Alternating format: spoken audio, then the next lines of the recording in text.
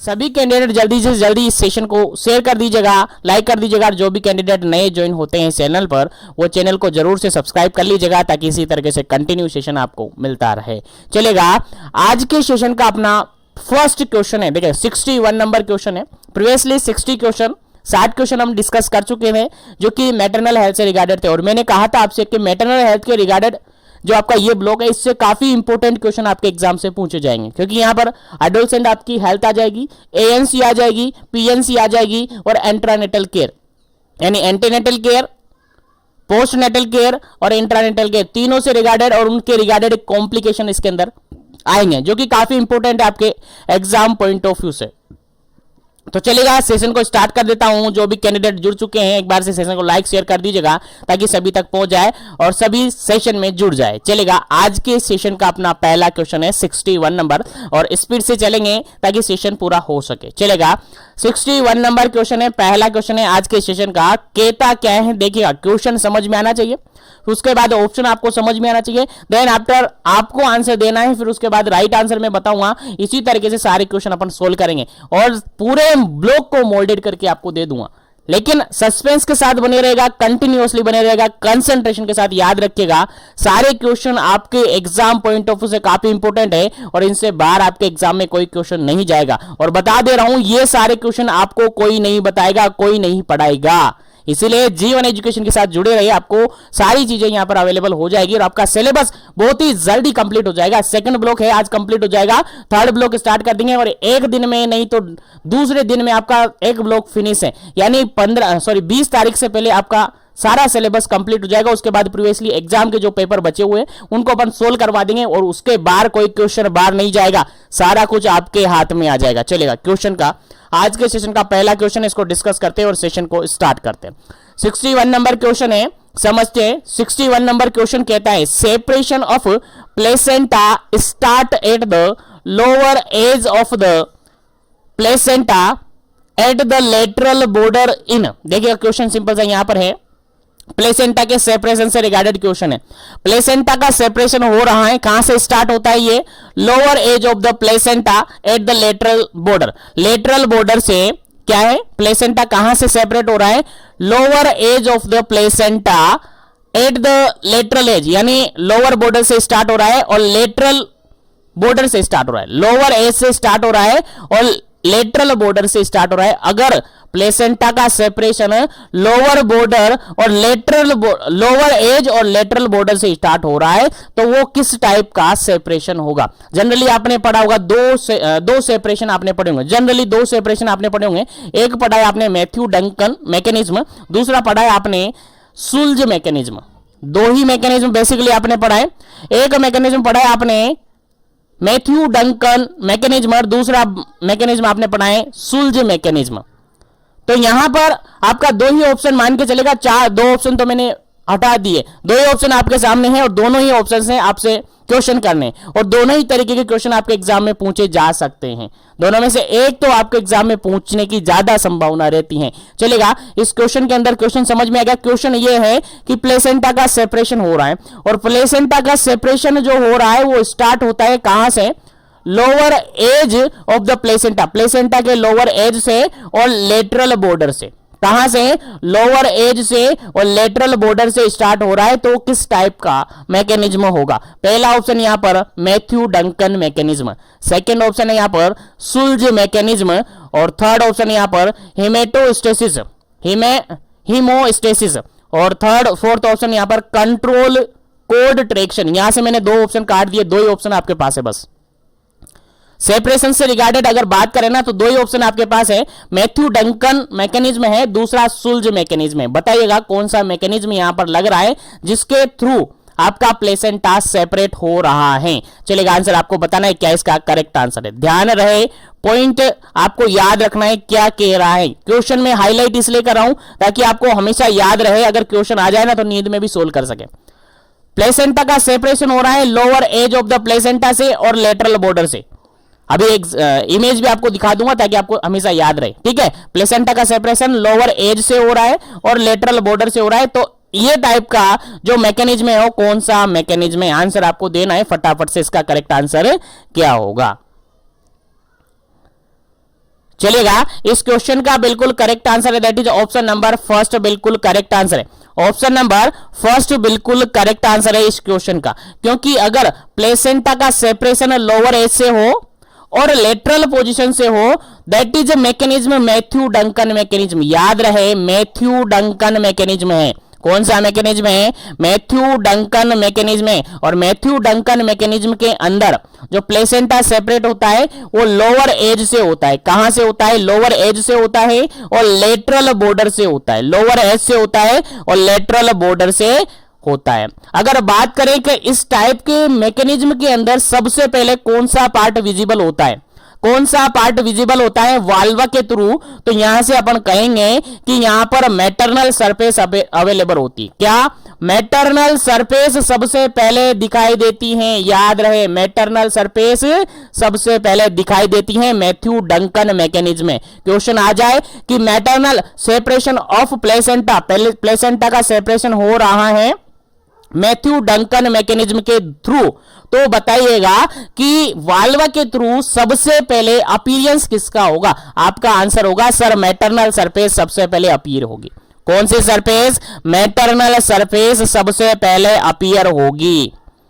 उसके बाद एक और पॉइंट यहां से आपको याद रखना है कि मैथ्यू डंकन मैकेनिज्म के अंदर जो ब्लीडिंग होती है वो एक्सेस ब्लीडिंग देखने को मिलती है, कह सकते हैं मोर ब्लीडिंग होती है कंपेयर टू सुल्ज मैकेनिज्म, यानी मोर ब्लीडिंग यहां पर देखने को मिलती है कंपेयर टू सुल्ज मैकेनिज्म। याद रहे इंपॉर्टेंट क्वेश्चन है, ठीक है। उसके अलावा एक और क्वेश्चन यहां पर आपको याद रखना है, यहां पर जो रेट्रोप्लेसेंटल क्लोट होता है उसका फॉर्मेशन नहीं होता है। क्या? रेट्रोप्लेसेंटल क्लोट, रेट्रो प्लेसेंटल क्लोट जो बनता है उसका फॉर्मेशन यहां पर नहीं होता है। इंपॉर्टेंट क्वेश्चन है, यहां से मैंने मैकेनिज्म के रिगार्डेड जो भी की पॉइंट्स बनते हैं वो मैंने बता दिए। पहला काम आपका क्या है? मैथ्यू डंकन मैकेनिज्म के अंदर जो सेपरेशन ऑफ प्लेसेंटा होता है वो लोअर एज से होता है। कहां से होता है? लोअर एज से होता है। उसके अलावा बॉर्डर की बात करें तो लेटरल बॉर्डर से होता है। कहां से? लेटरल बॉर्डर से होता है। एक क्वेश्चन यहां से बन गया। दूसरा क्वेश्चन अगर बात करें तो मैथ्यू डंकन मैकेनिज्म के अंदर सबसे पहले विजिबल पार्ट है आपका मैटरनल सरफेस। सबसे पहले क्या विजिबल होता है? मैटरनल सरफेस विजिबल होता है। याद रहे, इंपॉर्टेंट क्वेश्चन है, भूलना नहीं है, ठीक है। मैटरनल सरफेस यहां पर क्या होता है? विजिबल होता है। उसके अलावा अगर अपन आगे बात करें तो यहां पर जो ब्लीडिंग देखने को मिलती है वो मोर ब्लीडिंग देखने को मिलती है, ज्यादा ब्लीडिंग यहां पर होती है। क्या होता है?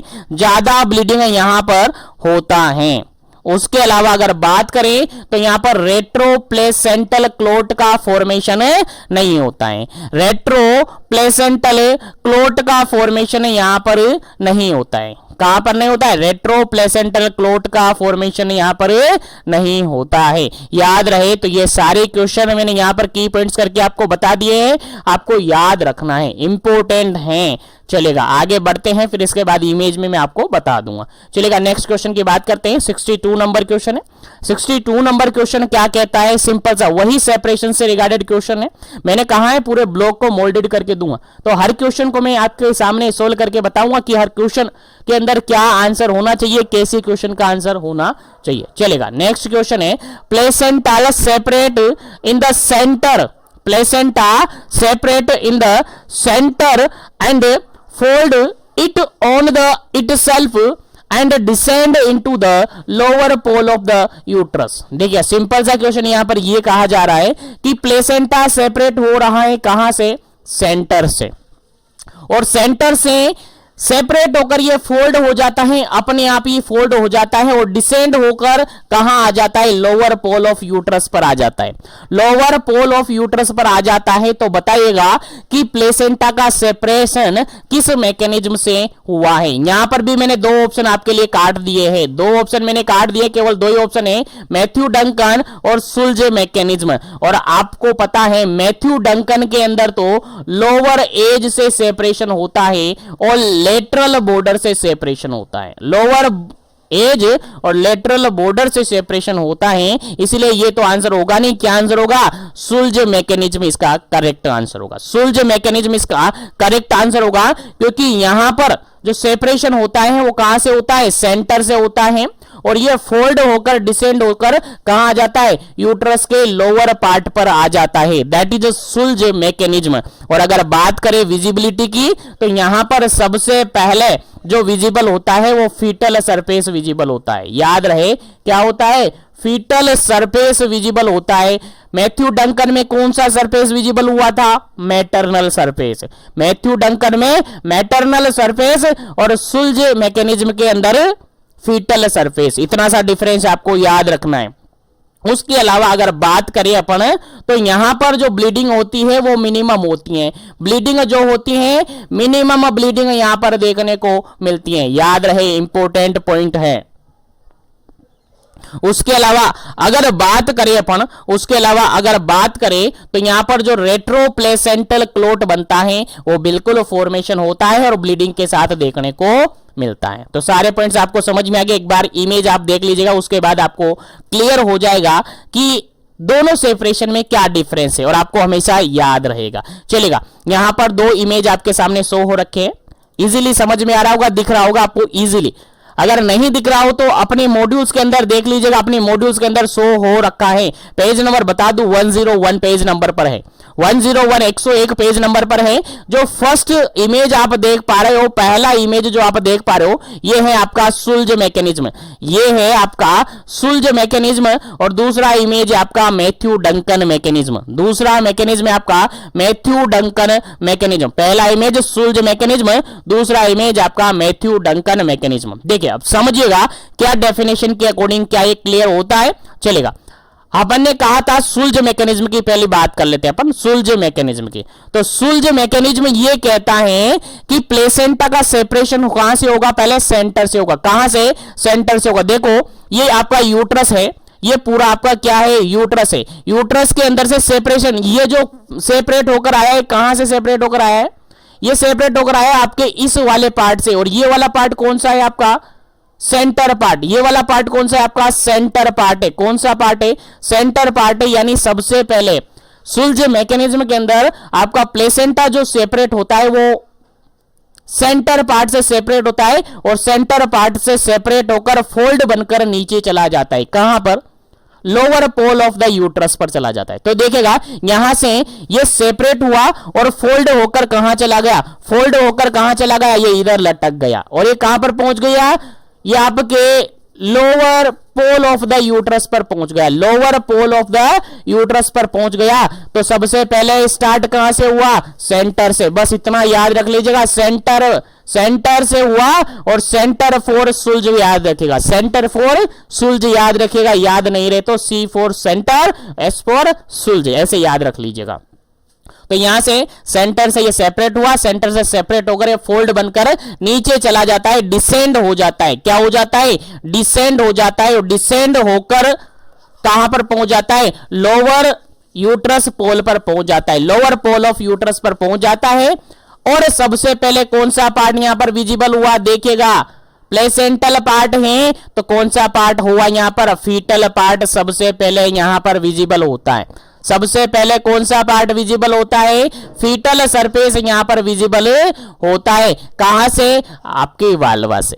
तो समझ में आ गया। बिल्कुल यहां पर आपको याद रखना है, सेंटर से सेपरेशन होगा, फोल्ड होकर ये लोअर पोल ऑफ यूट्रस तक पहुंच जाएगा। यहां पर ब्लीडिंग की अगर बात करें तो मिनिमम ब्लीडिंग यहां पर देखने को मिलती है। मिनिमम ब्लीडिंग यहां पर देखने को मिलती है। और रेट्रोप्लेसेंटल जो क्लोट होता है यहां पर फॉर्मेशन होता है, और वो उसी ब्लीडिंग के अंदर देखने को मिलता है। आई थिंक समझ में आ गया होगा। अब बात करें दूसरे मैकेनिज्म की, that is Matthew Duncan mechanism. That is Matthew Duncan mechanism. और मैथ्यू डंकन मैकेनिज्म क्या कहता है? देखिएगा, मैथ्यू डंकन मैकेनिज्म सेपरेट होता है लोअर एज से, सेपरेट होता है लोअर एज से। सपोज कीजिएगा ये आपका प्लेसेंटा पूरा अटैच था, इसका सेपरेशन कहां से स्टार्ट होगा? यहां से स्टार्ट हो गया, सेपरेट होकर नीचे लटक गया। दिख रहा है आपको? इजीली लटक रहा है। तो यहां पर जो सेपरेशन होता है लोअर एज से सेपरेशन होता है। कहां से? लोअर एज से सेपरेशन होता है, याद रखिएगा। लोअर एज से सेपरेशन होने के बाद कहां तक जाता है? लेटरल बॉर्डर से। एक और बात याद रखना, लेटरल बॉर्डर से सेपरेट हुआ, लोअर एज से हुआ और लेटरल बॉर्डर से ये सेपरेट हुआ। अगर ऐसा है तो that is Matthew Duncan mechanism. और मैथ्यू डंकन मैकेनिज्म के अंदर आपको याद रखना है ब्लीडिंग ज्यादा देखने को मिलती है, यहां पर मोर ब्लीडिंग देखने को मिलती है। उसके अलावा जो रेट्रो प्लेसेंटल क्लोट होता है, रेट्रो प्लेसेंटल क्लोट होता है, वो क्या होता है? फॉर्म नहीं होता है, यानी फॉर्मेशन नहीं होता है। रेट्रो प्लेसेंटल यहां पर ब्लीडिंग के अंदर देखने को नहीं मिलता है। तो उम्मीद है यहां तक आपको समझ में आएगा। एक और क्वेश्चन यहां से, सबसे पहले जो पार्ट देखने को मिलेगा यहां पर सबसे पहले पार्ट विजिबल होगा आपका मैटरनल सरफेस। याद रखिएगा, दोनों के अंदर डिफरेंस मैंने बता दिया, मैटरनल सरफेस यहां पर विजिबल होगा। तो मैथ्यू डंकन और सुल्ज दोनों मैकेनिज्म मैंने अच्छी तरीके से आपको बता दिया। फिर भी आपको समझ नहीं आ रहा है तो एक बार से अपनी मॉड्यूल्स को उठाना जरूर से देख लेना एक बार से।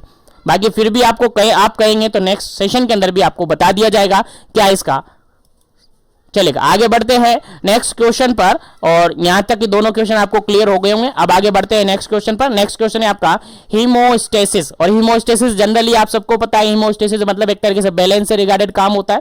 स्टेसिस मतलब एक तरीके से बैलेंस, और हीम मतलब कि ब्लड से रिगार्डेड है।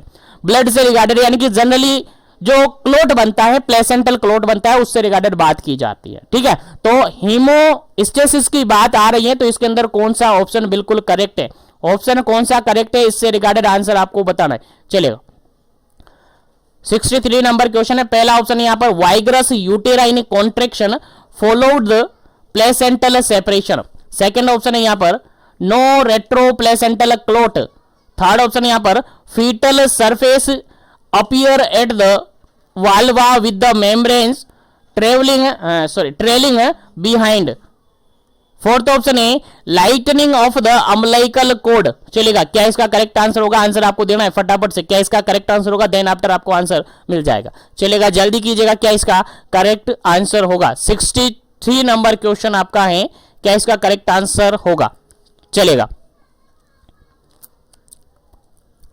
चलिए इसका बिल्कुल करेक्ट आंसर है, that is option number first, बिल्कुल करेक्ट आंसर है वाइग्रस यूटेराइन कॉन्ट्रैक्शन, जिसके कारण से आपका प्लेसेंटा क्या होता है? सेपरेट होता है, सेपरेट होकर वहां पर रेट्रो प्लेसेंटल क्लोट्स वगैरह बन जाते हैं। बिल्कुल करेक्ट आंसर है ऑप्शन नंबर फर्स्ट, बिल्कुल करेक्ट आंसर है। चलेगा, आगे बढ़ते हैं नेक्स्ट क्वेश्चन पर, लेकिन सेशन को लाइक शेयर करते रहेगा ताकि सभी तक सेशन पहुंच जाए। और जो भी कैंडिडेट पहली बार विजिट कर रहे हैं चैनल को जरूर से सब्सक्राइब कर ले ताकि इसी तरीके से कंटिन्यू सेशन आपको मिल सके, आपको सेशन का वेट ना करना पड़े और नोटिफिकेशन आप तक पहुंच जाए। चलेगा, नेक्स्ट क्वेश्चन है आपके सामने 64 नंबर क्वेश्चन, और 64 नंबर क्वेश्चन कहता है what is the full form of AMTSL? AMTSL। चलेगा, फुल फॉर्म आपसे पूछिए, सिंपल सा फुल फॉर्म है, ऑप्शन के अकॉर्डिंग आंसर देना है। पहला ऑप्शन है यहां पर active management of third stage of labour. Third stage of labour है उसका एक्टिव मैनेजमेंट। सेकंड ऑप्शन है active management of trial stage of labour. Third option है यहां पर action management of third stage of labour. और fourth option है यहां पर management of true stage of labour. चलेगा, क्या इसका करेक्ट आंसर है? उम्मीद है सभी को पता है इसका आंसर, जिसको पता नहीं है वो याद रखिएगा क्योंकि एग्जाम में आपसे पूछा जा सकता है, इंपॉर्टेंट है। AMTSL का अगर फुल फॉर्म अपन देखें तो बिल्कुल करेक्ट आंसर क्या होगा? जल्दी से अपना आंसर कमेंट कीजिएगा, क्या इसका करेक्ट आंसर होगा? चलेगा, इस क्वेश्चन का अगर बिल्कुल करेक्ट आंसर अपन देखें तो ऑप्शन नंबर फर्स्ट बिल्कुल करेक्ट आंसर है active management of third stage of labour. A for active, M for management, T for third, S for stage और L फॉर लेबर। तो active management of third stage of labour इसका full form है। बिल्कुल correct answer है option number first, बिल्कुल correct answer है। चलेगा, आगे बढ़ते हैं नेक्स्ट क्वेश्चन पर। नेक्स्ट क्वेश्चन है आपका 65 नंबर क्वेश्चन, और 65 नंबर क्वेश्चन क्या कहता है? देखिएगा, समझिएगा क्वेश्चन क्या कहता है। क्वेश्चन ये कह रहा है क्राइटेरिया या क्रिटिकल स्टेप ऑफ AMTSL, यानी active management of third stage of labour के अंदर जो क्रिटिकल स्टेप्स होती हैं, क्रिटिकल स्टेप होती हैं, वो क्या होती हैं? आंसर आपको बताना है फॉलोइंग ऑप्शन में से कौन सा करेक्ट आंसर है। पहला ऑप्शन यहां पर है एडमिनिस्ट्रेशन ऑफ यूटेरोटोनिक यूटेरोटोनिक ड्रग का एडमिनिस्ट्रेशन किया जाना। सेकंड ऑप्शन है control of code traction. Third option देखेगा यूटेराइन मसाज, और फोर्थ ऑप्शन देखेगा ऑल ऑफ दी अबव। चलेगा, क्या इसका करेक्ट आंसर है? Critical step of the AMTSL, active management of third stage of labour के अंदर जो क्रिटिकल स्टेप्स होती हैं वो क्या हैं? बिल्कुल ऑप्शन के अकॉर्डिंग आंसर देना है, ऑप्शन के अकॉर्डिंग आंसर आपको देना है। क्या इसका करेक्ट आंसर होगा? चलेगा, इसका बिल्कुल करेक्ट आंसर है option number fourth, all of the above बिल्कुल करेक्ट आंसर है। ऑल ऑफ दी अबव बिल्कुल करेक्ट आंसर है, क्योंकि अपन स्टेप की बात करें, थर्ड स्टेज ऑफ लेबर की अगर अपन बात करें, मैनेजमेंट की बात कर रहे हैं अपन, active management of third stage of labour की अगर बात करते हैं तो सबसे पहला काम होता है, यहां पर देखेगा आप फर्स्ट जो ऑप्शन है वो बिल्कुल सही है। यहां पर आप यूटेरोटोनिक जो ड्रग है उसका यूज करते हैं, यूटेरोटोनिक ड्रग का यूज करते हैं, मतलब कि यहां पर कॉन्ट्रैक्शन लाने का काम करते हैं। और कॉन्ट्रैक्शन लाने के लिए आप क्या करते हैं? ऑक्सीटोसिन इंजेक्शन लगाते हैं। क्या लगाते हैं? ऑक्सीटोसिन का इंजेक्शन लगाते हैं 10 international unit, 10 international unit IM route से आप इसको लगाते हैं, IM रूट से आप इसको लगाते हैं। जरूरत पड़ती है तो इसको फिर IV यानी ड्रिप के साथ भी एडमिनिस्टर किया जाता है। ठीक है, उसके अलावा यहां पर आप टेबलेट यूज करते हैं, टेबलेट आप अवेलेबल करवाते हैं, और टेबलेट होती है जनरली आप सबको याद होगा मीजोप्रोस्टोल। कौन सी टेबलेट? मीजोप्रोस्टोल, जो कि 600 माइक्रोग्राम की होती हैं, जो कि ओरली आप यूज कर सकते हैं, ओरली यहां पर एडमिनिस्टर की जाती है। याद रखिए, दोनों ही आपको याद होनी चाहिए।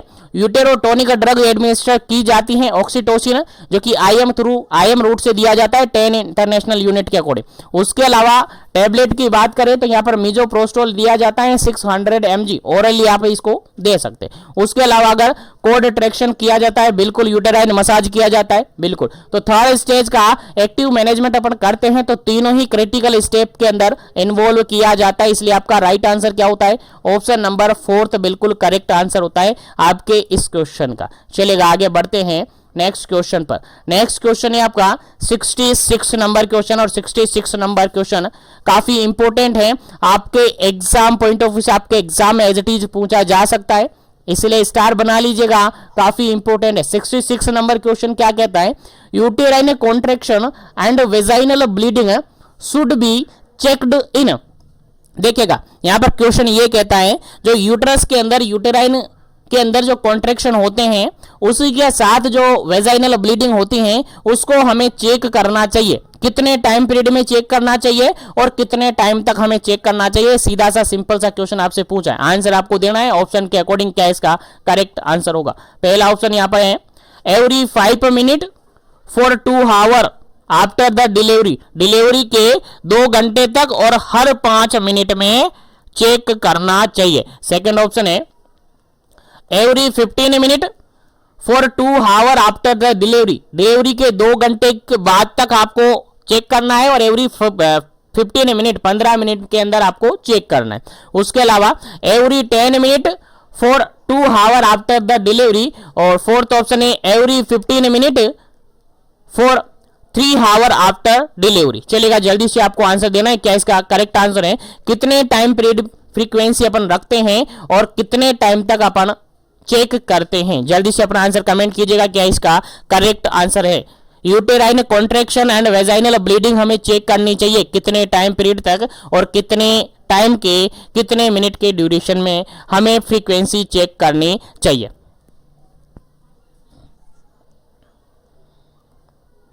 चलिए, यहां पर बिल्कुल करेक्ट आंसर की अगर अपन बात करें तो ऑप्शन नंबर सेकंड बिल्कुल करेक्ट आंसर है। यहां पर आफ्टर डिलीवरी हर 15 मिनट में आपको कॉन्ट्रैक्शन और ब्लीडिंग चेक करनी है, हर 15 मिनट में। और ये काम कब तक करना है? आपको 2 घंटे तक करना है। कब तक करना है? 2 घंटे तक करना है, यानी every 15 minute for 2 hour after the delivery बिल्कुल करेक्ट ऑप्शन है इस क्वेश्चन का। चलेगा, उम्मीद है समझ में आ गया होगा, तो सेशन को लाइक शेयर कर दीजिएगा ताकि नेक्स्ट क्वेश्चन पर पहुंचे। चलेगा, नेक्स्ट क्वेश्चन आपके सामने 67 नंबर क्वेश्चन, और 67 नंबर क्वेश्चन क्या कहता है देखिएगा। Encourage mother for the breast feeding, encourage mother for the breast feeding after the delivery. Mother को आप किस मतलब ब्रेस्ट फीडिंग के लिए एनकरेज करेंगे कितने टाइम पीरियड में। मदर से कहेंगे कि आपको ब्रेस्ट फीडिंग करवानी है, कितने टाइम पीरियड आपको उसको बताएंगे, 1 घंटा 2 घंटा 3 घंटा, वो उसके अकॉर्डिंग आप बताएंगे। पहला ऑप्शन देखिएगा, ऑप्शन के अकॉर्डिंग आंसर देना है आपको। Within half an hour of the birth, birth के आधे घंटे के अंदर। उसके बाद सेकेंड ऑप्शन है आफ्टर 1 हावर बेबी बर्थ। उसके बाद थर्ड ऑप्शन है आफ्टर प्लेसेंटल सेपरेशन। उसके बाद फोर्थ ऑप्शन है 24 hour after birth of the baby. चलिएगा, क्या है इसका करेक्ट आंसर है। आप मदर को कब एनकरेज करेंगे, कितने टाइम पीरियड में कि आप बेबी को ब्रेस्ट फीडिंग करवाए, कितना टाइम पीरियड के अंदर आप बेबी को मदर को एनकरेज करेंगे। चलेगा, क्या इसका करेक्ट आंसर होगा, फटाफट से आंसर दीजिएगा। 67 का क्या करेक्ट आंसर होगा। चलेगा, 67 का बिल्कुल करेक्ट आंसर है आपका ऑप्शन नंबर फर्स्ट। देखिएगा, अगर नॉर्मल डिलीवरी हुई, तो यहां से 2 क्वेश्चन आपको याद रखने हैं। अगर नॉर्मल डिलीवरी हुई है तो फिर आप उस लेडी को, उस मदर को एनकरेज करेंगे ब्रेस्ट फीडिंग के लिए विद इन 30 मिनट, आधे घंटे के अंदर उसको ब्रेस्ट फीडिंग के लिए एनकरेज करेंगे। आधे घंटे में नहीं तो 1 हावर तो मान लीजिएगा, 1 हावर के अंदर तो आपको ब्रेस्ट फीडिंग करवाने के लिए एनकरेज करना ही करना है, ठीक है। तो 30 मिनट से लेकर 1 हावर जनरली अपन आंसर मानते हैं, लेकिन यहां पर 30 मिनट ऑप्शन में है, यानी हाफ हावर यहां पर है, हाफ हावर मतलब 30 मिनट ऑप्शन में है, तो हम फर्स्ट प्रायोरिटी इसी को ही देंगे, ठीक है। तो ध्यान रहे यहां पर, या फिर यहां पर ऑप्शन हो एज सून एज पॉसिबल। अगर नॉर्मल डिलीवरी हुई है, वेजाइनल डिलीवरी हुई है, तो फिर नॉर्मल अपन कह सकते हैं कि as soon as possible baby को ब्रेस्ट फीडिंग करवा देना चाहिए। और अगर ऑप्शन में नहीं है तो विद इन 30 मिनट और विद इन 1 हावर अपन ऑप्शन देख लेते हैं, ठीक है। तो इस क्वेश्चन का राइट आंसर क्या हो जाता है आपका ऑप्शन नंबर फर्स्ट। अब यहीं पर अगर क्वेश्चन आपसे पूछा जाए कि अगर सी सेक्शन से डिलीवरी हुई है, सीजेरियन सेक्शन से डिलीवरी हुई है, तो फिर ब्रेस्ट फीडिंग के लिए कब एनकरेज करेंगे, तो आपका आंसर जाएगा 3 से लेकर 4 घंटे, 3 to 4 हावर के अंदर बेबी को फीडिंग करवानी पड़ती है। 3 से 4 घंटे आपको वेट करना होता है, यानी 3 to 4 हावर के अंदर आपको क्या करवानी होती है, बेबी को फीडिंग करवानी होती है। ऐसी कंडीशन में आपको 1 घंटे या आधे घंटे में फीडिंग नहीं करवानी होती है। याद रखिएगा, इतना सही डिफरेंस आपको याद होना चाहिए। अगर नॉर्मल डिलीवरी है, वेजाइनल डिलीवरी है, तो आधे घंटे या 1 घंटे के अंदर बेबी को ब्रेस्ट फीडिंग करवाने के लिए मदर को एनकरेज करते हैं। और अगर सी सेक्शन हुआ है तो फिर 3 से 4 घंटे वेट किया जाता है, यानी 3 से 4 घंटे के अंदर उसको ब्रेस्ट फीडिंग करवाई जाती है। उम्मीद है समझ में आ गया होगा। तो आगे बढ़ते हैं नेक्स्ट क्वेश्चन पर, और नेक्स्ट क्वेश्चन आपके लिए काफी इंपोर्टेंट है, देखेगा। 68 नंबर क्वेश्चन है, और 68 नंबर क्वेश्चन कहता है which of the following method is used if the placenta is delivered. देखिएगा, क्वेश्चन यहां पर सिंपल सा ये कहा जा रहा है कि आप कौन सा मेथड काम में लेंगे जब प्लेसेंटा क्या हो चुका है, डिलीवर्ड हो चुका है। अब प्लेसेंटा डिलीवर हो चुका है तो कौन सा मेथड आप काम में लेंगे, ऑप्शन के अकॉर्डिंग आपको आंसर देना है। पहला ऑप्शन है यहां पर मसाज ऑफ यूट्रस, यूट्रस को मसाज करेंगे। सेकंड ऑप्शन है यहां पर examine the placenta and membrane, और थर्ड ऑप्शन है यहां पर है explore the uterus for retained placenta bits, और फोर्थ ऑप्शन है ऑल ऑफ दी अबव। चलेगा, 68 क्वेश्चन का क्या करेक्ट आंसर होगा, 68 का क्या करेक्ट आंसर होगा। क्वेश्चन सिंपल सा ये है कि प्लेसेंटा डिलीवर्ड हो चुका है, बेबी डिलीवर्ड हुआ, उसके बाद प्लेसेंटा भी डिलीवर्ड हो चुका है। अब आप कौन सा मेथड यहां पर काम में लेंगे, जल्दी से आपको आंसर कमेंट करना है, फिर इसका आंसर आपको बताया जाएगा। जल्दी कीजिएगा, क्या इसका करेक्ट आंसर होगा।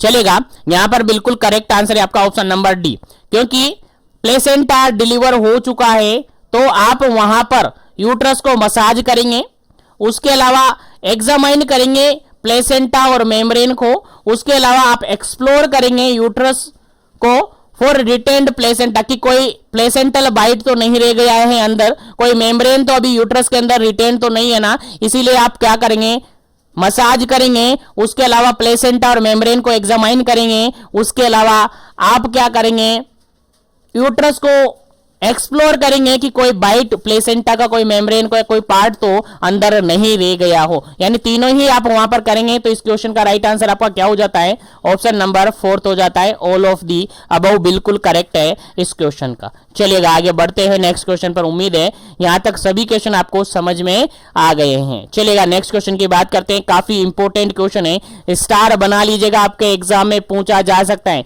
और ये क्वेश्चन आपके फर्स्ट पेपर सेकंड पेपर दोनों में पूछा जा सकता है, और आपके प्रैक्टिकल के अंदर वाइवा के अंदर भी पूछा जा सकता है कि टेम्परेचर ऑफ लेबर रूम का जो टेम्परेचर होता है वो कितना होना चाहिए, लेबर रूम का टेम्परेचर कितना होना चाहिए। और ये इस ब्लॉक के अंदर भी पढ़ेंगे, अगले ब्लॉक के अंदर भी पढ़ेंगे, अगले के अंदर भी पढ़ेंगे, और फर्स्ट पेपर के अंदर भी हम पढ़ चुके हैं इस क्वेश्चन को। चलेगा 69 का क्वेश्चन का आंसर क्या होगा, टेम्परेचर ऑफ लेबर रूम का टेम्परेचर कितना होना चाहिए जनरली। ऑप्शन के अकॉर्डिंग आंसर है। पहला ऑप्शन है 37 to 40 degree centigrade, second option है 36 to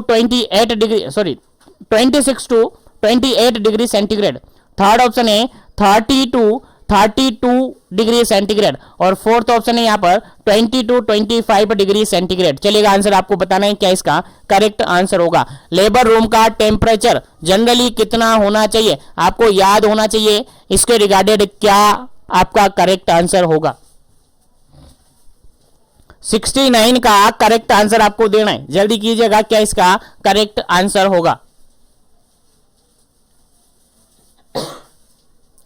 चलेगा देखिएगा, अगर अपन बात करते हैं लेबर रूम की, तो लेबर रूम का जो टेम्परेचर जनरली होना चाहिए वो कितना होना चाहिए, समथिंग वो आपका होना चाहिए 28 के समथिंग।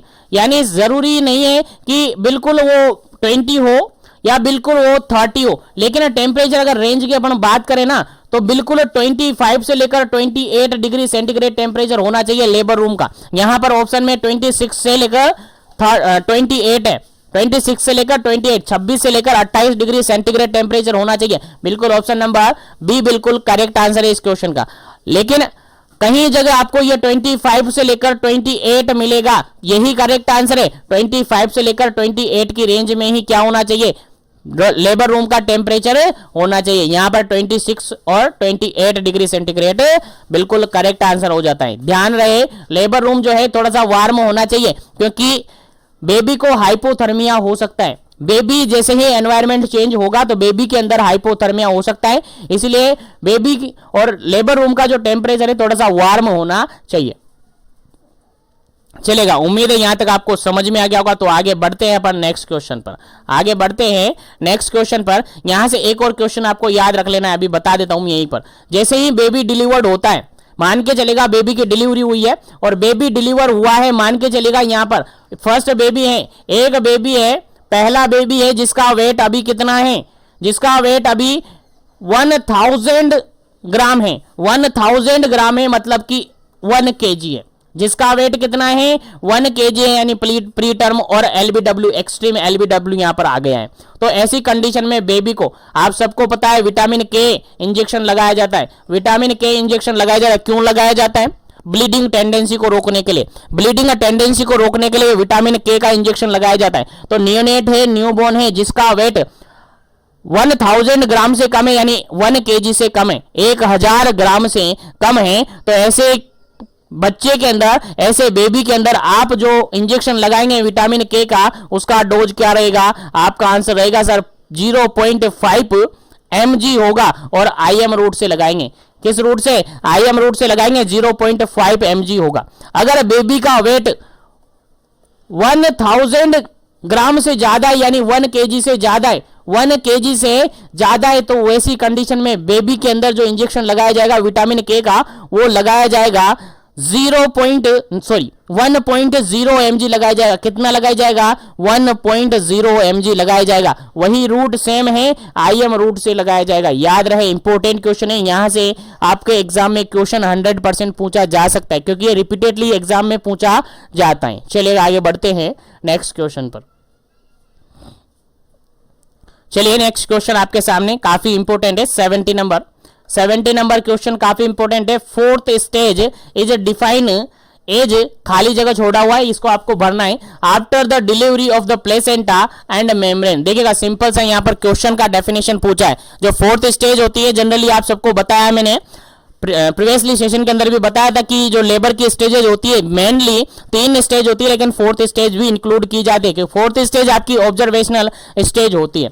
कौन सी स्टेज होती है? ऑब्जर्वेशनल स्टेज होती है। तो 4th स्टेज को डेफिनेशन यहां पर आपसे पूछा है, 4th स्टेज का डेफिनेशन यहां पर पूछा है कि 4th स्टेज का डेफिनेशन क्या है। तो सिंपल सा यहां पर लिखा हुआ है 4th stage is define as, खाली जगह छोटा हुआ है, ऑप्शन के अकॉर्डिंग आंसर देना है, after the delivery of the placenta and membrane. देखिएगा कितना टाइम पीरियड माना गया है 4th स्टेज के अंदर कि जैसे ही प्लेसेंटा और मेम्ब्रेन डिलीवर्ड हो जाता है तो उसके बाद कितने टाइम पीरियड तक अपन 4th स्टेज मानते, कितने टाइम पीरियड तक हम 4th स्टेज उसको मानते। आंसर आपको देना, पहला ऑप्शन है यहां पर फर्स्ट 1 आवर को मानते, सेकंड ऑप्शन है फर्स्ट 2 आवर को मानते हैं, सेकंड ऑप्शन है फर्स्ट 3 आवर को मानते हैं, फोर्थ ऑप्शन है फर्स्ट 4 आवर को मानते हैं। चलिएगा आंसर आपको बताना है क्या इसका करेक्ट आंसर है। और जो भी डाटा अपन डिस्कस कर रहे हैं वो आपके मॉड्यूल से डिस्कस करें, बिल्कुल आपके मॉड्यूल्स का ही डिस्कस करेंगे और आपके मॉड्यूल्स का ही डाटा आपके एग्जाम में सही माना जाएगा। चलिएगा इस क्वेश्चन का जो बिल्कुल करेक्ट आंसर है that is option number first. Option number first बिल्कुल करेक्ट आंसर है। जैसे ही प्लेसेंटा और मेम्ब्रेन डिलीवर्ड हो जाता है उसका 1 आवर फर्स्ट 1 आवर जो होता है वही आपका 4th स्टेज ऑफ लेबर के अंदर काउंट होता है। फर्स्ट आवर याद रहे, first hour after the delivery of the placenta and the membrane, placenta और मेम्ब्रेन का डिलीवरी होने के बाद फर्स्ट जो आवर होता है वही आपका 4th स्टेज के अंदर काउंट किया जाता है। याद रहे, भूलना नहीं है। चलेगा आगे बढ़ते हैं नेक्स्ट क्वेश्चन पर, और नेक्स्ट क्वेश्चन सिंपल सा ये पूछा जा रहा है। देखिएगा 71 नंबर क्वेश्चन है। In 4th stage of labour the vital sign checked and recovered every. देख क्वेश्चन यहां पर सिंपल सा ये पूछा है कि 4th स्टेज ऑफ लेबर की अगर अपन बात करते हैं तो 4th स्टेज ऑफ लेबर में वाइटल साइन रिपीटेडली चेकआउट किए जाते, वाइटल साइन रिपीटेडली क्या किया जाता है? चेक किया जाता है, रिकॉर्ड किया जाता है। तो वो कितने टाइम पीरियड बाद वो रिपीट किया जाता है? आंसर आपको देना, पहला ऑप्शन यहां पर है 10 मिनट्स में रिपीट किया जाता है, सेकंड ऑप्शन है 15 मिनट्स में रिपीट किया जाता है, थर्ड ऑप्शन है 20 मिनट्स में रिपीट किया जाता है और फोर्थ ऑप्शन है 30 मिनट्स में रिपीट किया जाता है। 4th स्टेज ऑफ लेबर की बात की जा रही है। 4th स्टेज ऑफ लेबर के अंदर जो वाइटल साइन चेक किए जाते हैं वो कितने टाइम पीरियड बाद रिपीट किए जाते हैं, यानी एवरी कितने टाइम पीरियड कितने मिनट्स बाद वो रिपीट होते हैं। चलेगा इस क्वेश्चन का बिल्कुल राइट आंसर अगर अपन देखें तो ऑप्शन नंबर सेकंड बिल्कुल करेक्ट आंसर है और ऑप्शन नंबर बी बिल्कुल करेक्ट आंसर है। एवरी 15 मिनट, हर 15 मिनट में वाइटल साइन लेना होता है 4th स्टेज ऑफ लेबर के अंदर। हर 15 मिनट में, याद रहे, हर 15 मिनट के अंदर वाइटल साइन लेने होते हैं। याद रहे, इंपॉर्टेंट है, अभी थोड़ी देर पहले भी आपसे कहा था। चलेगा नेक्स्ट क्वेश्चन की बात करते हैं, लेकिन जो भी कैंडिडेट चैनल पर पहली बार विजिट कर रहे हैं चैनल को जरूर से सब्सक्राइब कर लीजिएगा, साथ ही बेल आइकन कॉल पे प्रेस कर लीजिएगा ताकि आपको सेशन का वेट नहीं करना पड़े और आपको जैसे ही सेशन स्टार्ट हो उसका नोटिफिकेशन मिल जाए। उसी के साथ जो भी कैंडिडेट अभी जुड़े सेशन को एक बार से लाइक शेयर कर दीजिएगा ताकि सभी तक पहुंच जाए, क्योंकि मेरा टारगेट है सभी तक सेशन पहुंचाना और सभी को ये सारे क्वेश्चन पहुंचाना। चलेगा नेक्स्ट क्वेश्चन की बात करते हैं। 72 नंबर क्वेश्चन है। 72 नंबर क्वेश्चन है, के क्या रहा है देखिएगा। Another line is draw the parallel to the alert line at the distance of, खाली जगह छोड़ा हुआ इसको भरना है, is called the action line. देखिए सिंपल सा क्वेश्चन यहां पर ये पूछा है, घुमा फिरा के क्वेश्चन है कि मान के चलेगा ये आपकी एक लाइन बनी हुई है। आपने देखा होगा पार्टोग्राफ, आपने पढ़ा होगा, नहीं पढ़ा तो याद रखेगा। मान के चलेगा सपोज कीजिएगा कि आपकी एक लाइन बनी हुई है, इसको आप अलर्ट लाइन बोलिए। क्या बोलिए? अलर्ट लाइन बोलिए, क्योंकि पार्टोग्राफ के अंदर 2 बेसिक लाइन होती है, अलर्ट लाइन और एक्शन लाइन।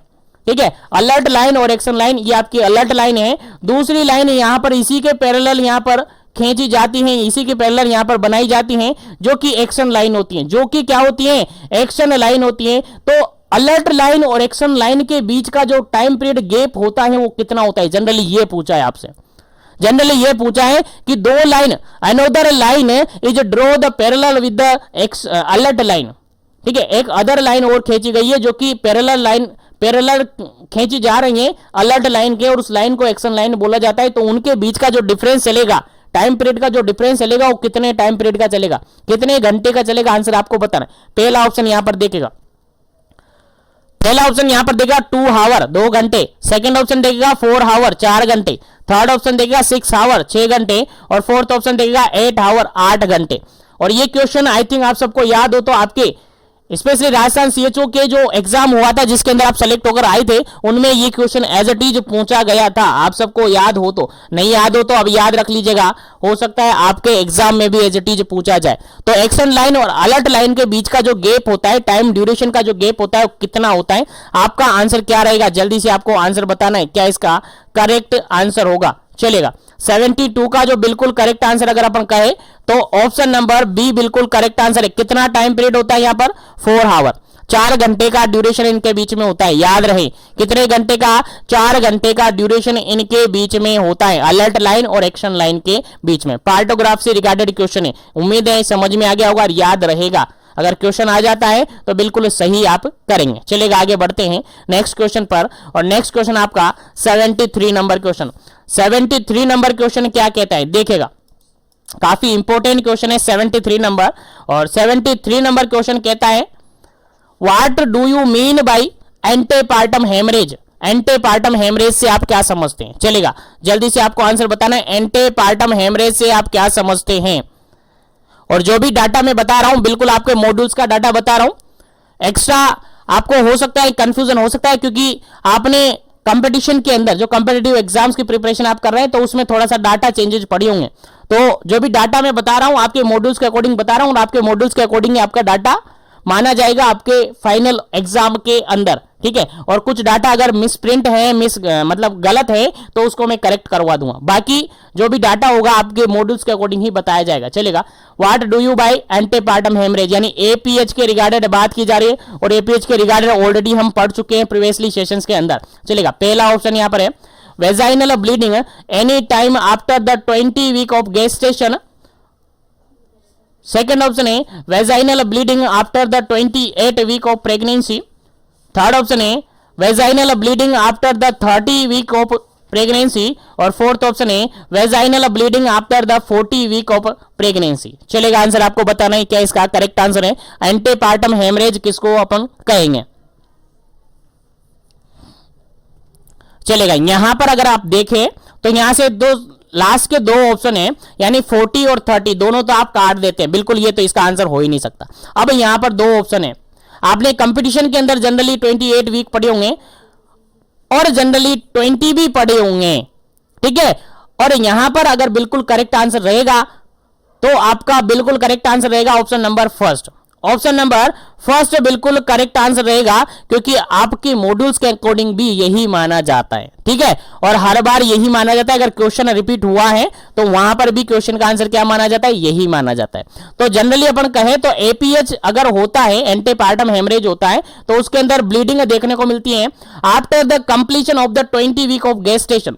20 वीक प्रेगनेंसी के 20 वीक कंप्लीट होने के बाद, यानी 20 वीक के बाद से लेकर जब तक बेबी की डिलीवरी नहीं हो जाती है वहां तक अगर ब्लीडिंग होती है, बिफोर डिलीवरी, याद रहे बिफोर डिलीवरी, डिलीवरी से पहले अगर ब्लीडिंग होती है किससे, 20 वीक ऑफ गेस्टेशन के बाद, और डिलीवरी से पहले अगर ब्लीडिंग होती है दैट इज आपका एपीएच, एंटेपार्टम हेमरेज। याद रखिएगा 20 वीक कंप्लीशन के बाद और आपके बेबी की डिलीवरी से पहले जो ब्लीडिंग होती है वही आपका एपीएच होता है, एंटेपार्टम हेमरेज होता है। याद रहे, भूलना नहीं है, काफी इंपॉर्टेंट है। चलेगा आगे बढ़ते हैं नेक्स्ट क्वेश्चन पर। और नेक्स्ट क्वेश्चन आपके सामने काफी इंपॉर्टेंट है, 74 नंबर क्वेश्चन है। 74 नंबर क्वेश्चन है। 74 नंबर क्वेश्चन के अंदर क्या पूछा है देखिएगा, what is the most common cause of the antepartum haemorrhage in pregnant women. Pregnant women के अंदर जो एपीएच की कंडीशन होती है उसका मोस्ट कॉमन कोज क्या होता है। मोस्ट कॉमन कोज यहां पर पूछा है एपीएच का। चलेगा पहला ऑप्शन यहां पर सर्वाइकल कार्सिनोमा, सेकंड ऑप्शन है यहां पर इक्लेम्सिया, थर्ड ऑप्शन है यहां पर प्री इक्लेम्सिया और फोर्थ ऑप्शन है यहां पर प्लेसेंटा प्रीविया। चलेगा आंसर आपको बताना है क्या इसका करेक्ट आंसर होगा। जल्दी कीजिएगा क्या इसका करेक्ट आंसर होगा, क्योंकि इस क्वेश्चन को अपन पहले और प्रीवियसली भी सोल्व कर चुके हैं, प्रीवियसली भी हम इस क्वेश्चन को पढ़ चुके हैं। तो जल्दी कीजिएगा क्या इसका करेक्ट आंसर होगा।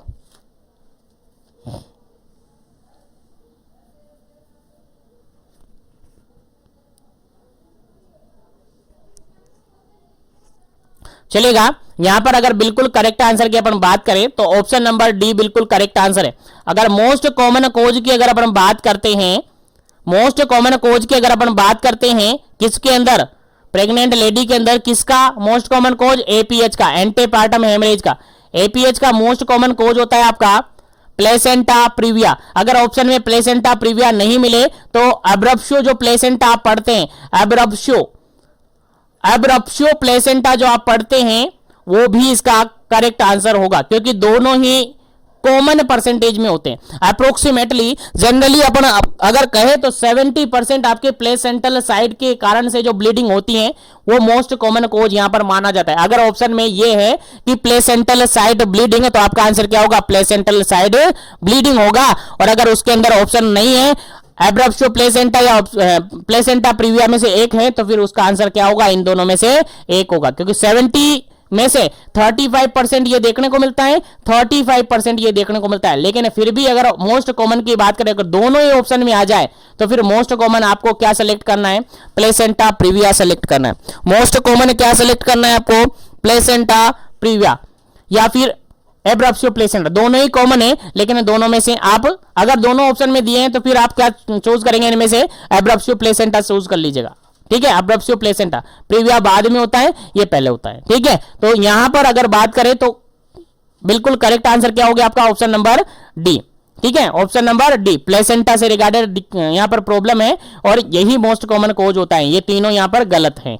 चलेगा, उम्मीद है समझ में आ गया होगा। तो आगे बढ़ जाते हैं अपन नेक्स्ट क्वेश्चन पर। नेक्स्ट क्वेश्चन है आपका 75 number question. 75 number question, 75 number question simple सा ये कह रहा है, काफी इंपोर्टेंट है, याद रखिएगा, भूलना नहीं है। इंपोर्टेंट स्टार बना लीजिएगा, आपके एग्जाम में पूछा जा सकता है। 75 नंबर क्वेश्चन है और 75 नंबर क्या कहता है देखिएगा, which test is contraindicated in the women with the antepartum haemorrhage. अगर किसी लेडी को एंटेपार्टम हेमरेज यानी एपीएच हो रखा है, क्या हो रखा है, एपीएच एंटेपार्टम हेमरेज हो रखा है, तो उस लेडी के अंदर फॉलोइंग ऑप्शन में से कौन सा टेस्ट कॉन्ट्रा इंडिकेटेड है, यानी कौन सा टेस्ट वहां पर परफॉर्म आप नहीं करेंगे। पहला ऑप्शन यहां पर है यूएसजी एब्डोमिनल यूएसजी की बात की गई है। सेकंड ऑप्शन है पर वेजाइनल एग्जामिनेशन। थर्ड ऑप्शन की बात है एमनियोसेंटेसिस और फोर्थ ऑप्शन की बात है कोरियोनिक विलस सैंपलिंग। चलेगा, क्या इसका करेक्ट आंसर है, आंसर आपको देना है, जल्दी कीजिएगा, क्या इसका करेक्ट आंसर होगा।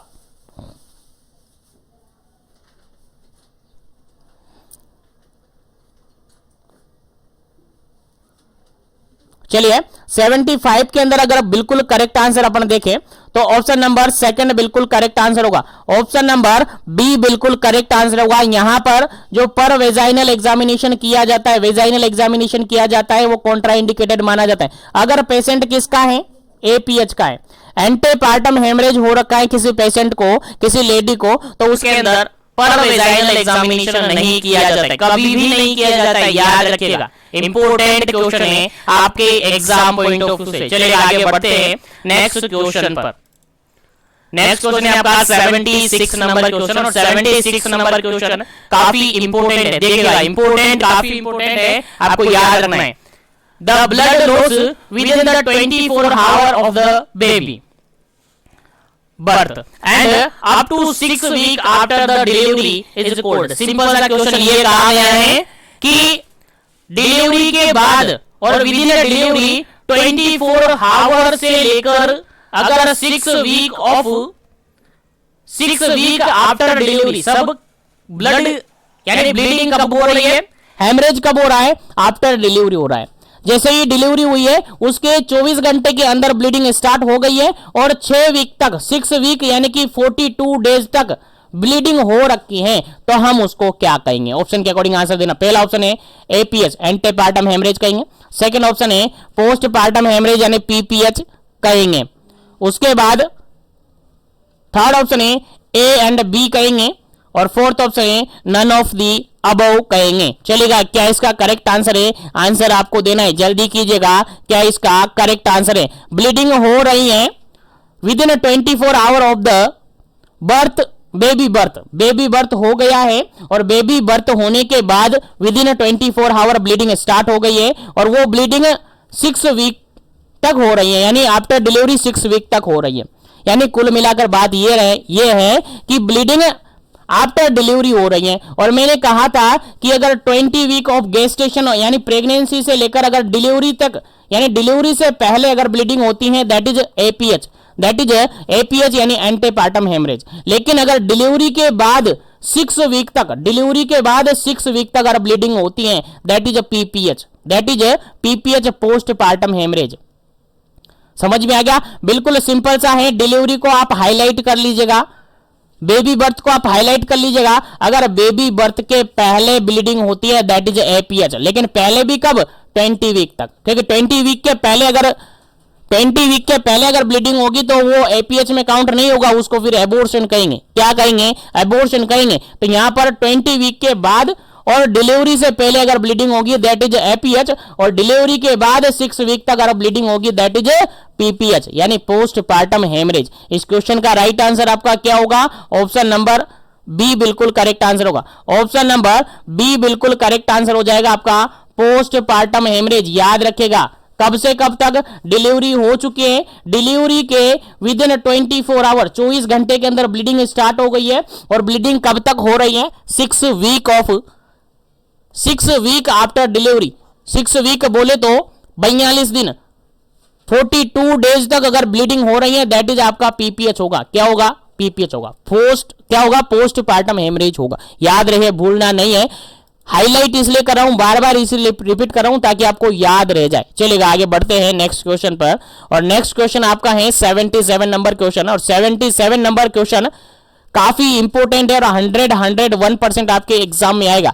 101% आपके एग्जाम में आ सकता है, याद रख लीजिएगा। बिल्कुल क्वेश्चन क्या कहता है देखिएगा, the most common cause of PPH. और ऑलमोस्ट सभी को याद है, इस क्वेश्चन का answer. The most common cause of PPH in immediate after the delivery. देखिएगा क्वेश्चन सिंपल सा ये कह रहा है कि डिलीवरी के जस्ट बाद पीपीएच यानी पोस्टमार्टम हेमरेज हो गया है, तो उसका मोस्ट कॉमन कोज क्या होगा?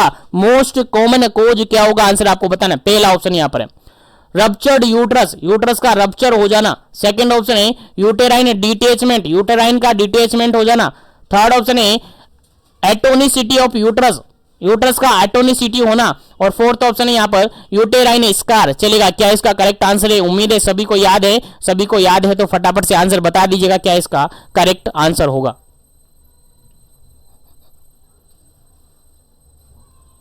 चलेगा, इस क्वेश्चन का अगर बिल्कुल करेक्ट आंसर अपन कहे तो ऑप्शन नंबर सी बिल्कुल करेक्ट आंसर होगा। एटोनी यूट्रस बिल्कुल करेक्ट आंसर है, क्योंकि जितने भी पीपीएच होते हैं, यानी पोस्टपार्टम हेमरेज होते हैं, उसका अप्रोक्सीमेटली 80 to 90% केसेस किसके कारण से होते हैं? एटोनिक यूट्रस के कारण से। एटोनिक यूट्रस यानी कि जो आपका यूट्रस है, यूट्रस क्या होता है, उसकी जो टोन है वो खत्म हो जाती है, यानी एटोनिसिटी हो जाती है।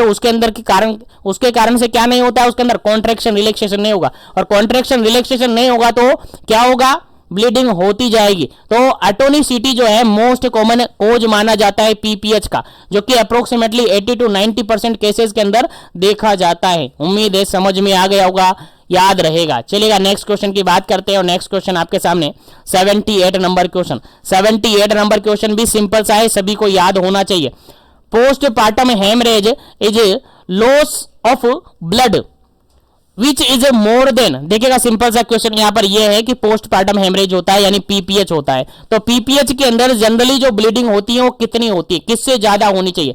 ब्लीडिंग का अमाउंट आपसे पूछा है। चलेगा, आंसर आपको देना है। पहला ऑप्शन यहां पर 80 ml, सेकेंड ऑप्शन यहां पर 100 ml, थर्ड ऑप्शन यहां पर 500 ml, फोर्थ ऑप्शन यहां पर 900 ml। चलेगा, क्या इसका करेक्ट आंसर है? यानी पीपीएच हो रखा है, किसी लेडी को पीपीएच हुआ है यानी ब्लीडिंग हो रखी है, डिलीवरी के जस्ट बाद ब्लीडिंग हुई है, तो आप कैसे कंसीडर करेंगे? क्योंकि उसके अंदर भी कुछ क्राइटेरिया फिक्स्ड है। अगर क्राइटेरिया फुलफिल है दैट कंसीडर पीपीएच, तभी आप कंसीडर कर पाएंगे कि पीपीएच है। अगर क्राइटेरिया फुलफिल नहीं है तो फिर नहीं कंसीडर कर पाएंगे कि पीपीएच है। ठीक है, तो इसका बिल्कुल करेक्ट आंसर क्या होगा? जल्दी से आपको आंसर देना है।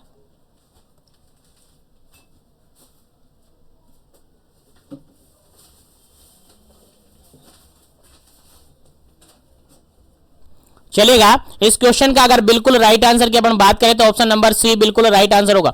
ऑप्शन नंबर सी बिल्कुल राइट आंसर होगा, क्योंकि ब्लीडिंग जो होती है मोर देन 500 ml होनी चाहिए। कितनी होनी चाहिए? मोर देन 500 ml ब्लीडिंग होनी चाहिए। 500 ml से ज्यादा ब्लीडिंग होनी चाहिए, तभी उसको पीपीएच के अंदर कंसीडर किया जाता है। याद रखिएगा, पोस्टपार्टम हेमरेज जो कि जनरली आफ्टर डिलीवरी यानी after baby birth within 24 hour से स्टार्ट हो जाता है, 24 आवर से स्टार्ट हो जाता है और 6 वीक आफ्टर डिलीवरी तक ये हो सकता है। और उसके अंदर अगर ब्लीडिंग हो रही है कितना? More than 500 ml, that consider the PPH, postpartum haemorrhage. चलेगा, उम्मीद है समझ में आ गया होगा। तो आगे बढ़ जाते हैं, और यहां से क्वेश्चन आपके एग्जाम में पूछा जा सकता है, इसलिए आपको याद होना चाहिए। चलेगा, नेक्स्ट क्वेश्चन की बात करते हैं। नेक्स्ट क्वेश्चन की बात करते हैं, और नेक्स्ट क्वेश्चन आपके एग्जाम पॉइंट ऑफ व्यू से काफी इंपॉर्टेंट है। देखिए क्वेश्चन क्या कहता है, 79 number, following the delivery, delivery की मतलब डिलीवरी हो चुकी है, the nurse suspect the atonic PPH, nurse suspect the atonic PPH in the client, which among the following is the priority of nursing intervention is. देखिएगा, simple सा question यहां पर यह है, फॉलोइंग द डिलीवरी, डिलीवरी के timing में nurse को लगता है कि जो यूट्रस है वो एटोनिक है, एटोनिक पीपीएच इस क्लाइंट के अंदर, पेशेंट के अंदर हो सकता है। तो सबसे पहला नर्सिंग एक्शन क्या होगा? पहला ऑप्शन यहां पर है, मसाज करेंगे आप यूट्रस को, मसाज द यूट्रस, यूट्रस को मसाज करेंगे। सेकंड ऑप्शन है administer the 10 unit of oxytocin. Third option है एडमिनिस्टर द अर्गोमेट्रिन। और फोर्थ ऑप्शन है रिपोर्ट टू दी डॉक्टर। चलेगा, क्या राइट आंसर होगा? नर्सिंग एक्शन क्या होगा? प्रायोरिटी आपको सेट करनी है, सबसे पहले क्या काम आपका होगा? Following the delivery nurse suspect the atonic PPH in the client, client के अंदर एटोनिक पीपीएच होने की संभावना है, तो नर्सिंग एक्शन में सबसे पहला क्या काम होगा? उम्मीद करता हूं सभी को समझ में आ गया क्वेश्चन और सभी का करेक्ट आंसर होगा। चलेगा, जल्दी से आपको आंसर देना है, क्या इसका करेक्ट आंसर होगा?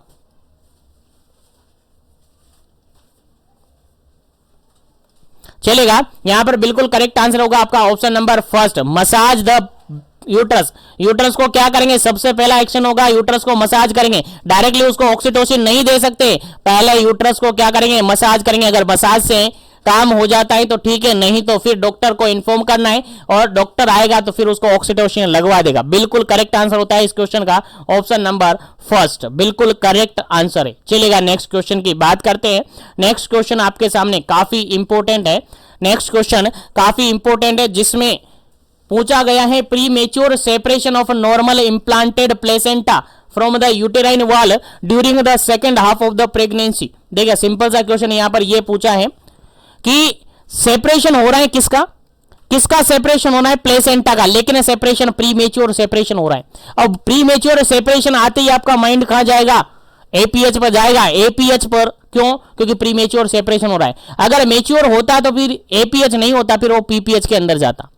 ठीक है, तो एपीएच है यहां पर, और एपीएच के अंदर प्री मेच्योर सेपरेशन हो रहा है, तो एपीएच के अंदर जनरली दो कंडीशन अपन पढ़ते हैं। एपीएच के अंदर जनरली दो कंडीशन अपन पढ़ते हैं, एब्रप्शियो प्लेसेंटा, प्लेसेंटा प्रीविया। तो यहां पर से दोनों ऑप्शन नीचे से कैंसिल कर देते हैं, दोनों नीचे से ऑप्शन कैंसिल कर देते हैं, केवल दो ही ऑप्शन आपके पास है, आंसर आपको देना है। Pre mature separation of the normal implanted placenta from the uterine wall during the second half of the pregnancy. Second half of the pregnancy के टाइमिंग में प्रीमेच्योर सेपरेशन हो रहा है प्लेसेंटा का, तो अपन उसको क्या कहेंगे? जल्दी से आपको आंसर बताना है, क्या इसका करेक्ट आंसर होगा?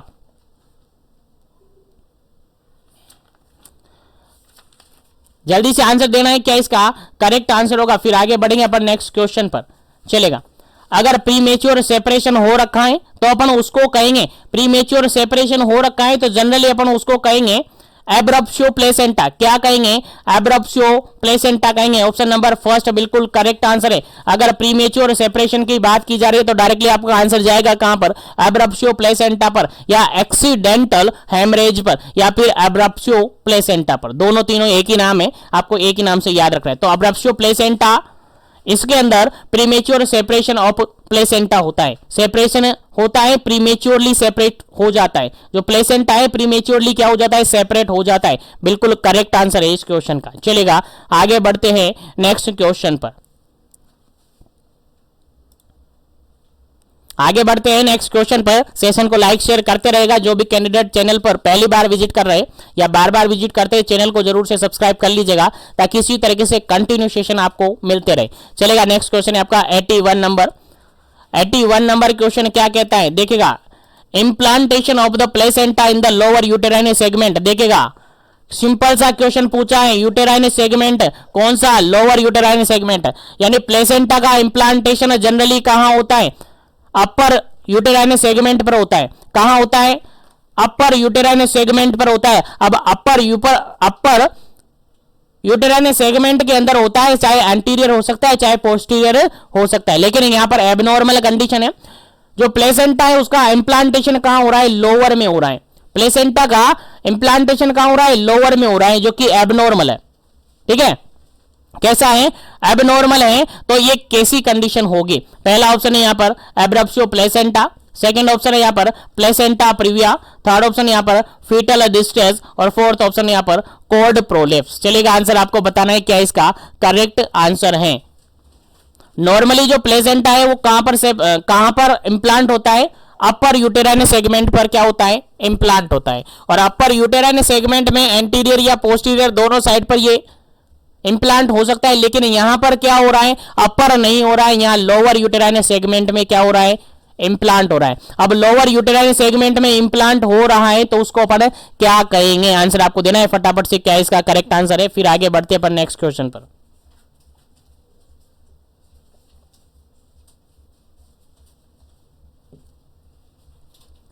चलेगा इस क्वेश्चन का अगर बिल्कुल करेक्ट आंसर अपन देखें तो ऑप्शन नंबर बी बिल्कुल करेक्ट आंसर है। प्लेसेंटा प्रीविया बिल्कुल करेक्ट आंसर है।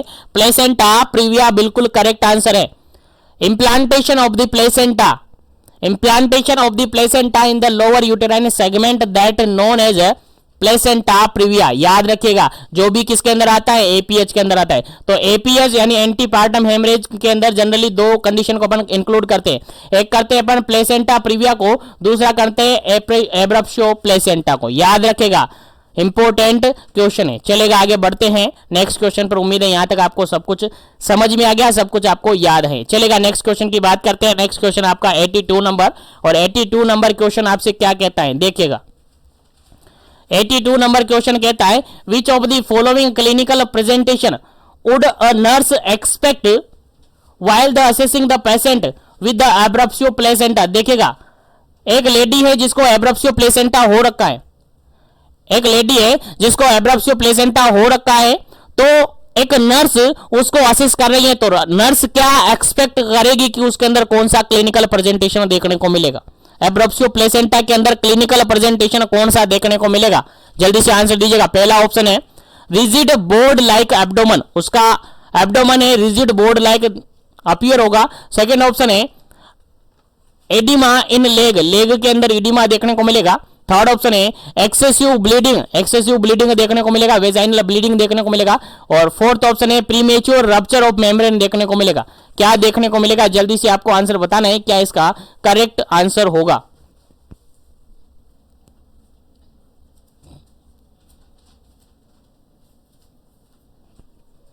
चलेगा यहां पर अगर बिल्कुल करेक्ट आंसर की अपन बात करते हैं, एब्रप्सियो प्लेसेंटा की बिल्कुल करेक्ट आंसर की अपन बात करते हैं, तो ऑप्शन नंबर सी बिल्कुल करेक्ट आंसर है।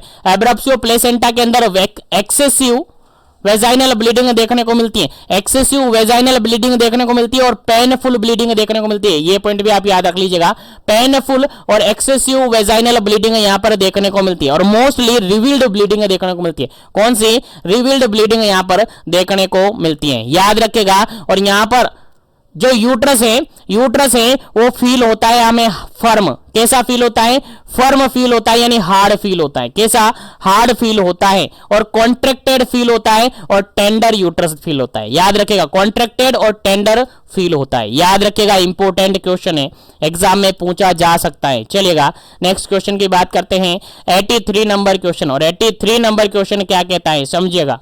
83 नंबर क्वेश्चन कहता है all the below statement are correct regarding the abruptio placenta except, देखिए क्वेश्चन यहां पर ये कहता है कि नीचे दिए गए सारे ऑप्शन, सभी ऑप्शन एब्रप्सियो प्लेसेंटा के रिगार्डेड सही हैं, लेकिन एक ऑप्शन गलत है। तो कौन सा गलत है वो आपको बताना है, फटाफट से आंसर दीजिएगा। अभी थोड़ी देर पहले मैंने बताया आपको एब्रप्सियो प्लेसेंटा के अंदर क्या क्या स्टेटमेंट हो सकता है, तो जल्दी से बताइएगा इसके अंदर गलत स्टेटमेंट कौन सा है। All the below statement are correct regarding the abruptio placenta, abruptio placenta के रिगार्डिंग सारे स्टेटमेंट करेक्ट है, लेकिन एक स्टेटमेंट यहां पर क्या है, गलत है। चलेगा, आंसर आपको देना है, क्या इसका करेक्ट आंसर होगा।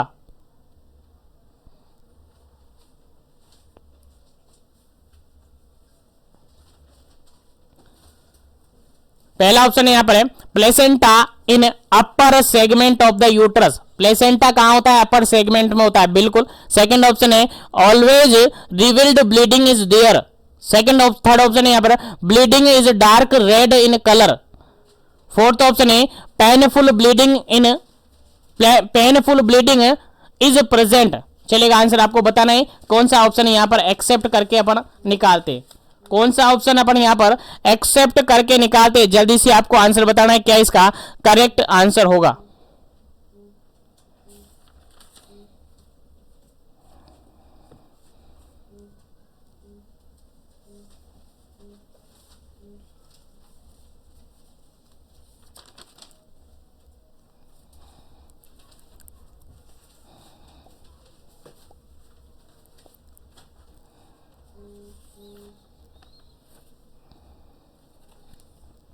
चलेगा, यहां पर अगर अपन बात करते हैं, यहां पर अगर हम बात करते हैं एब्रप्सियो प्लेसेंटा की और एक्सेप्ट करके निकालते हैं, तो देखिएगा यहां पर पहला ऑप्शन है यहां पर है placenta in the upper segment of the uterus. Placenta कहां पर है, अपर सेगमेंट ऑफ यूट्रस पे है, ठीक है, सही बात है, बिल्कुल स्टेटमेंट सही है।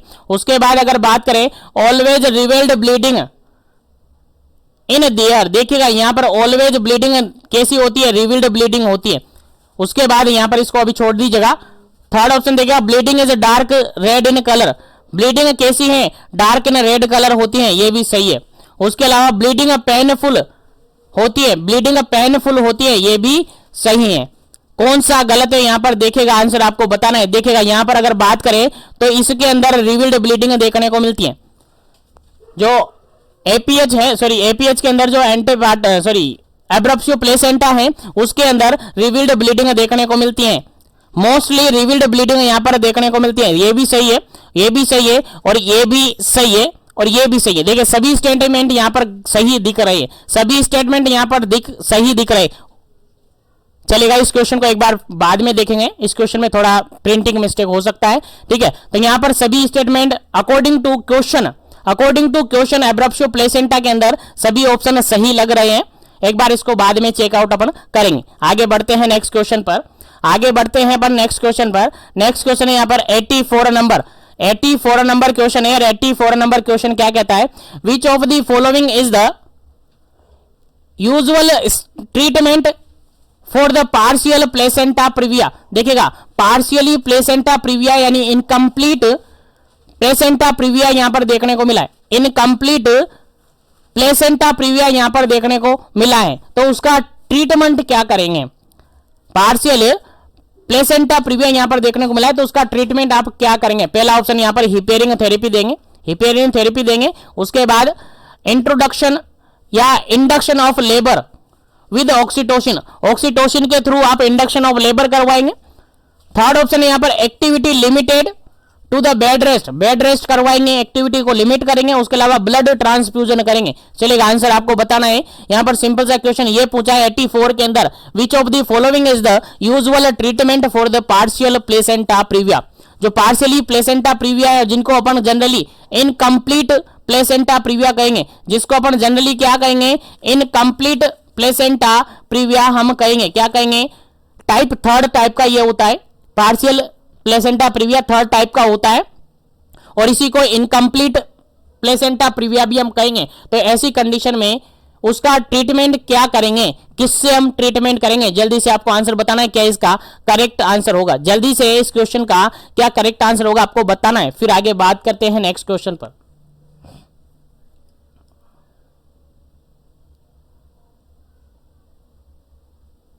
चलेगा, यहां पर 84 नंबर जो क्वेश्चन है उसके अंदर आपका आंसर होगा ऑप्शन नंबर सी होगा, क्योंकि देखिएगा यहां पर हिपेरिन थेरेपी तो देंगे नहीं और यहां पर इंडक्शन ऑफ लेबर करवाएंगे नहीं, इंडक्शन ऑफ लेबर करवाएंगे नहीं, ऑक्सीटोसिन देकर इंडक्शन ऑफ लेबर करवाएंगे नहीं है, क्योंकि यहां पर जो डिलीवरी होगी सी सेक्शन से होगी, किससे होगी, सी सेक्शन से होगी, वहां पर इंडक्शन नहीं करवा सकते, क्योंकि यहां पर क्या होगा, जो प्लेसेंटा प्रीविया है वो कहां पर है, लोअर यूटेराइन सेगमेंट में, कहां पर इंप्लांट हुआ है, लोअर यूटेराइन सेगमेंट में इंप्लांट है। अब लोअर यूटेराइन सेगमेंट में इंप्लांट है तो जो इंटरनल होस है वो क्लोज्ड है। अब ऐसी कंडीशन में वहां पर वेजाइनल ब्लीडिंग तो होना पॉसिबल नहीं है, इसलिए यहां पर इंडक्शन ऑफ लेबर नहीं करवाएंगे, ऐसी कंडीशन में सी सेक्शन करवाया जाता है तो ये भी नहीं करेंगे। हम क्या करेंगे, सीधा सा एक्टिविटी लिमिट करेंगे और बेड रेस्ट प्रोवाइड करेंगे। अगर इससे काम हो जाता है तो ठीक है, और नहीं होता है तो फिर यहां से डायरेक्टली क्या करेंगे, सी सेक्शन कर देंगे। क्या कर देंगे, सी सेक्शन कर देंगे। तो पहला और इंपॉर्टेंट इस क्वेश्चन का राइट आंसर क्या होगा आपका, ऑप्शन नंबर सी बिल्कुल करेक्ट आंसर होगा। एक्टिविटी लिमिटिंग और द बेड रेस्ट आप प्रोवाइड करेंगे, एक्टिविटी को लिमिट कर देंगे और बेड रेस्ट आप प्रोवाइड कर देंगे। उम्मीद है समझ में आ गया होगा, तो याद रखिएगा इंपॉर्टेंट क्वेश्चन है आपके एग्जाम पॉइंट ऑफ व्यू से। चलेगा, नेक्स्ट क्वेश्चन की बात करते हैं, और नेक्स्ट क्वेश्चन काफी इंपॉर्टेंट सिंपल सा क्वेश्चन है, 85 नंबर क्वेश्चन है। 85 नंबर क्वेश्चन कहता है which the drug of choice for the management of the eclampsia. Eclampsia क्या है, जनरली आपने पढ़ा होगा PIH, प्रेगनेंसी इंड्यूस हाइपरटेंशन, जिसके अंदर अपन जनरली 3 टाइप की हाइपरटेंशन को इंक्लूड करते हैं। पहली टाइप की that is gestational hypertension, gestational hypertension, then pre eclampsia, that pre eclampsia अपन इन्वॉल्व करते हैं, फिर प्री क्लेम्शिया इन्वॉल्व करने के बाद ई क्लेम्शिया इन्वॉल्व करते हैं। यहां पर क्वेश्चन सिंपल सा ये पूछा है कि ई क्लेम्शिया की कंडीशन है, उसके अंदर आप ड्रग ऑफ चॉइस कौन सा काम में लेंगे, ऑप्शन के अकॉर्डिंग आंसर देना। पहला ऑप्शन यहां पर सोडियम नाइट्रोफ्लोराइड, सेकंड ऑप्शन है मैग्नीशियम सल्फेट, थर्ड ऑप्शन है यहां पर डोपामिन, और फोर्थ ऑप्शन है यहां पर लेबेटोलोल। चलेगा, क्या इसका करेक्ट आंसर होगा, कौन सी ड्रग आप यूज करेंगे, ड्रग ऑफ चॉइस आपसे पूछिए, ई क्लेम्शिया की ड्रग ऑफ चॉइस आपसे पूछिए, जल्दी से आपको आंसर बताना है क्या इसका करेक्ट आंसर होगा।